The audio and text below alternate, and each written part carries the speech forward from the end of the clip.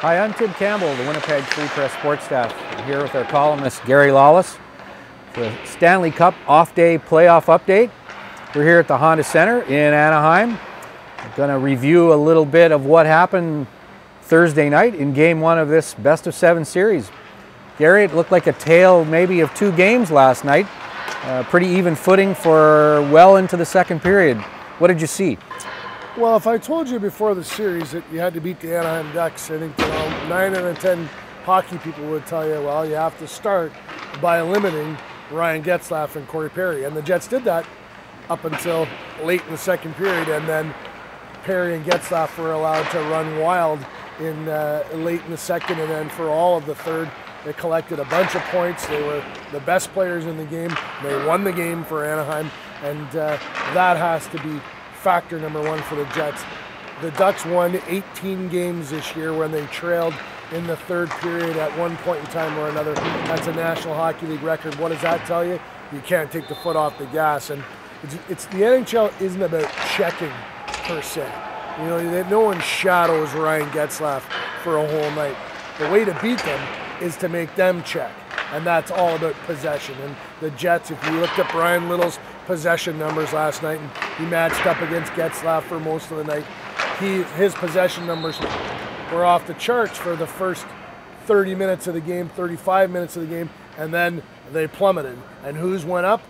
Getzlaf and Perry's. And when they have the puck, they'll beat you. And what did we hear the Jets saying all the time prior to the series? You have to limit their time and space. Well, you know the one way it's impossible to limit their time and space? You put them on the power play. And the Scheifele penalty, he got suckered into that play by the veteran Ryan Kesler. Talk about the head snap all you want.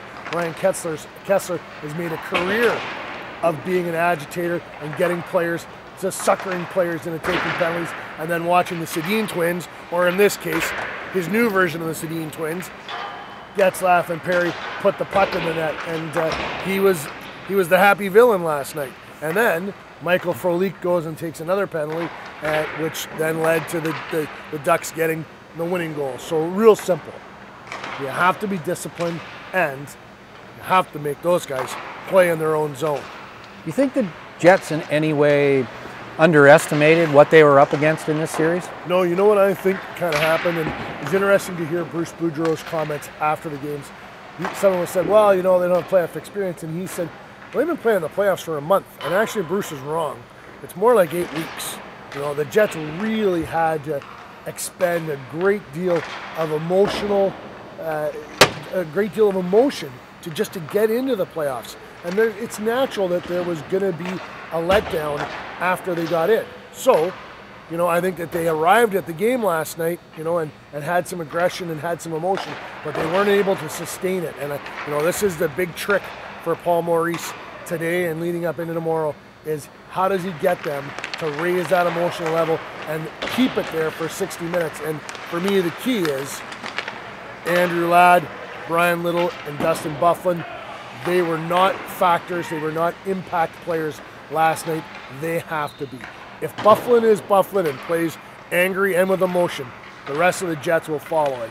He wasn't the alpha dog last night. Corey Perry was. We'll be back at Honda Center with probably another update after Game 2. You can find all our coverage in the Winnipeg Free Press and on winnipegfreepress.com.